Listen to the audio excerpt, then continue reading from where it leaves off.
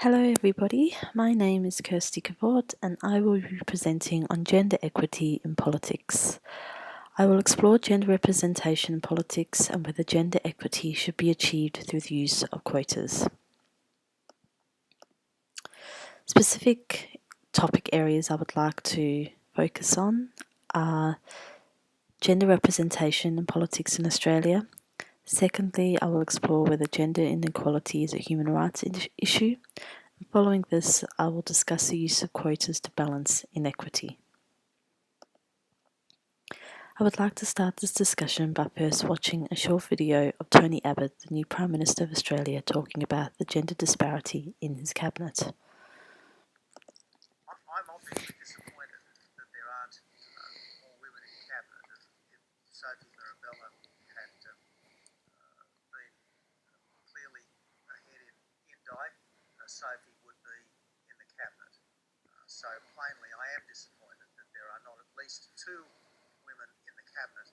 Nevertheless, there are some very good and talented women knocking on the door of the cabinet, and there are lots of good and talented women knocking on the door of the ministry. So I think you can expect to see, as time goes by, more women in both the cabinet and the ministry.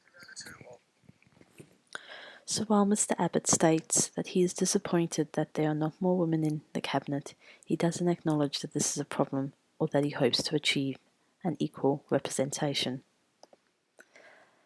To counter this, I would like to present a short video of Carmen Lawrence discussing the problem with inequality earlier this year at the Thinking for Yourself conference.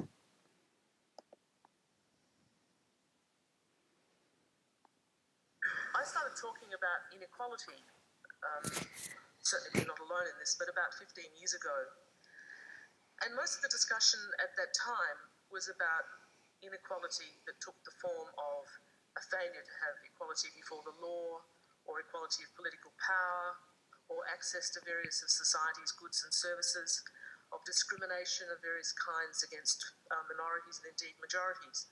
My first interests in inequality, a great deal earlier than that, were in relation to the position of women and the position of Indigenous people.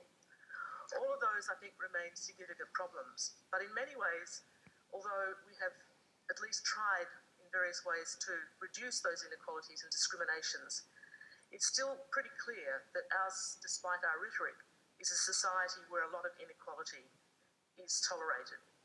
And I would argue that to the extent that that's true, it's inherently destructive, and that a civilised objective and a proper role for government is the reduction of inequity wherever it occurs. Now, obviously, as I said, that has many faces, but it's all based on the assumption, the drive for equality, that is, that we're all equally worthy.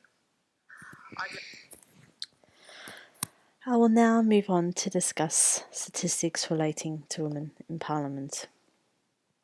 In a statement to the Third Committee of the General Assembly in 2011, Alessandro Motta states that a key measure of women's political empowerment in society at large is their participation in politics. Australia could be seen to be progressing based on having two of the three most powerful positions in government occupied by women, the Governor-General Quentin Brass and Prime Minister Julia Gillard.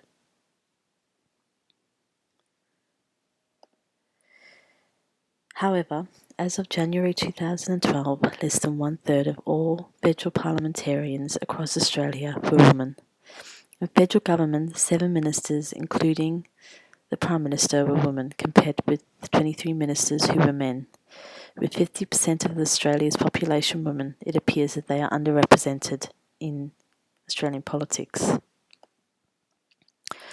With the new Liberal government in power as of September 2013, the federal government has only one woman out of 19 ministers in the cabinet. In this image, you can see that men dominate the picture. Is this underrepresentation of women in politics a human rights issue? I argue, yes, it is.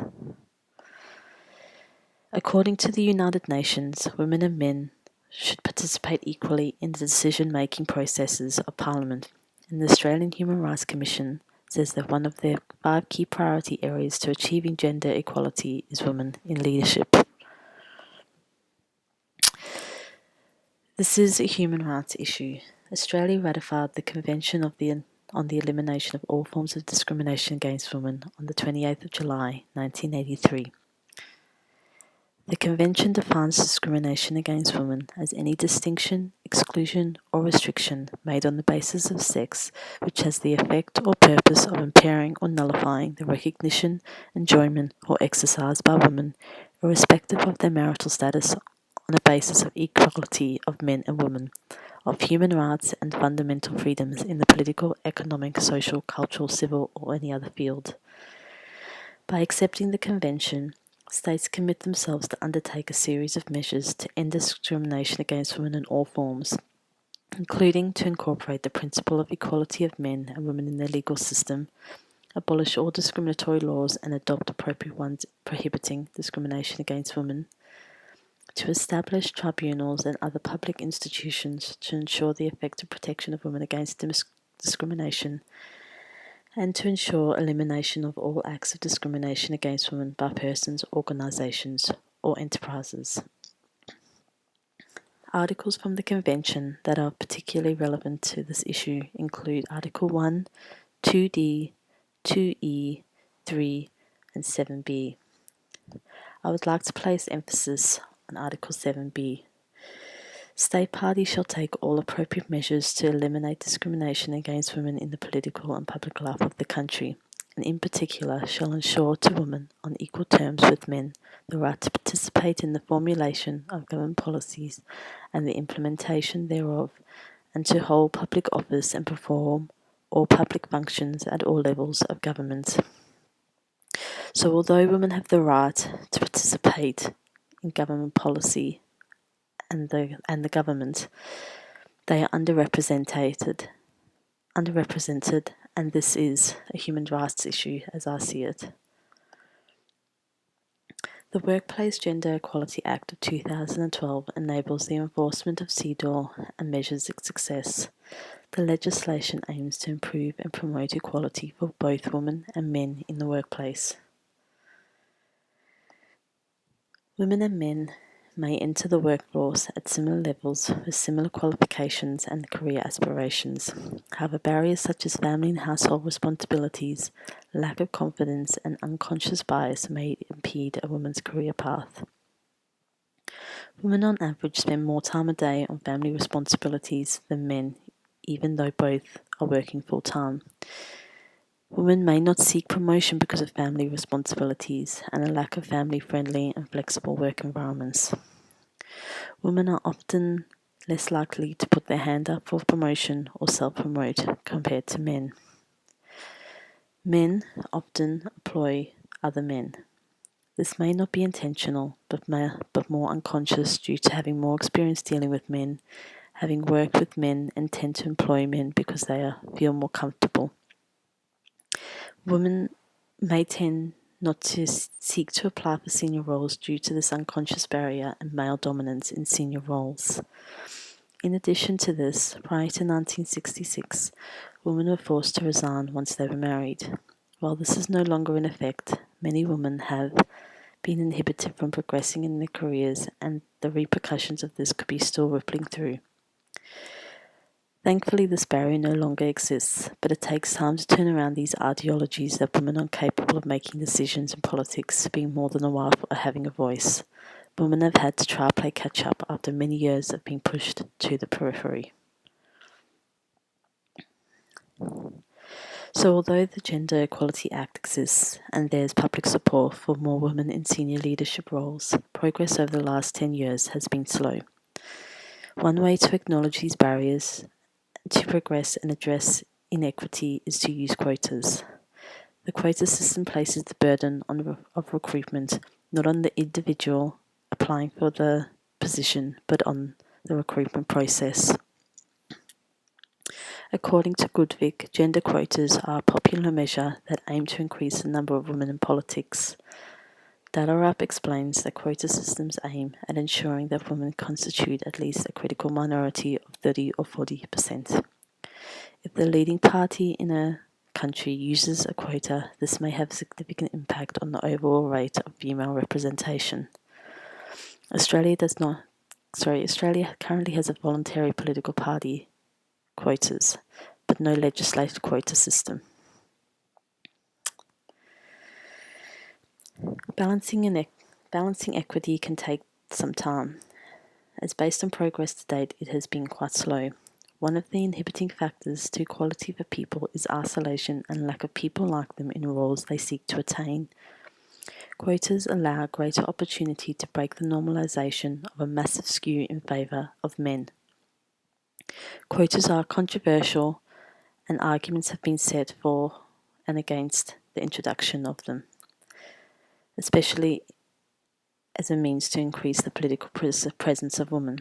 Some of these include that women are given preference over men, and this goes against the principle of equality. Women are given preference over men, and this goes against the principle of equal opportunity. It's undemocratic. Voters should decide who is elected. It implies that politicians are elected based on gender, not merit or qualifications. Women don't want to get elected based on their gender. It can create conflicts within the party organisation, and it can violate the principles of liberal democracy. However, women have been competing against men who have for many years had power over them in the professional and political arena. There have been a number of barriers placed on women which have impeded their ability to fully realise their professional abilities and success. From this perspective, quotas do not discriminate against men, but compensate for the barriers women have experienced in the past to help move progress forward.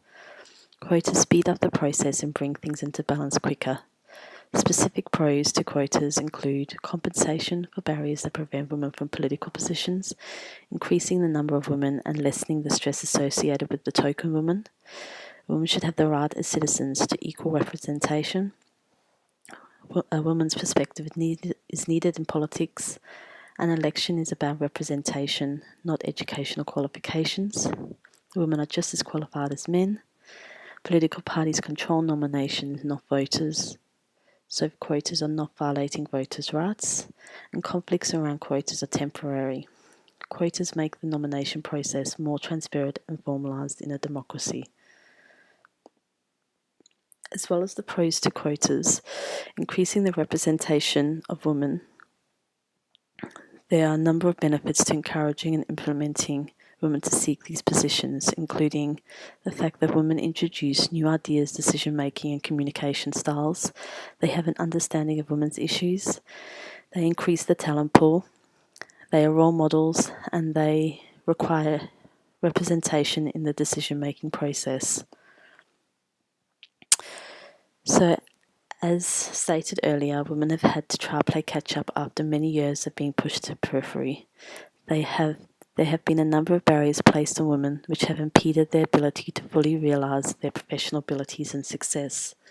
The lack of female representation in Tony Abbott's cabinet exposes that these barriers still exist, and it appears to put men on a pedestal of being the only ones capable of doing the job.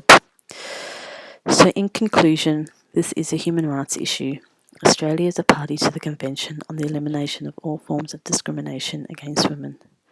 Women should be equally represented in Australian politics, and this should be based on merit. However, the playing field isn't exactly even when you have an employer that seems to think the game is best played by men. Quotas ensure that the norm is challenged and that gender equity becomes a priority rather than just a wish list. So thank you for listening to my presentation today.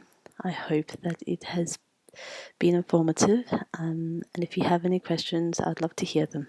Thanks very much. Bye.